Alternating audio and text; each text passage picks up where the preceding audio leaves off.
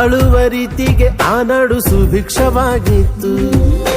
ಕಾಲಾನುಕಾಲಕ್ಕೆ ಊರೆಲ್ಲ ಮಳೆಯಾಗಿ ಸಮೃದ್ಧಿ ತುಂಬಿತ್ತು. ನಿಜ ನೀತಿನೇ ಊರಲ್ಲಿ ಕಂದಾಯ, ಬರೀ ಪ್ರೀತಿನೇ ಆ ಊರ ಆದಾಯ. ಭಯ ಭೀತಿಗೆ ಊರಲ್ಲಿ ಎಡೆಯಿಲ್ಲ, ಮಹಾರಾಯ ಮಹನೀಯ ಅವನಿದ್ದಲ್ಲಿ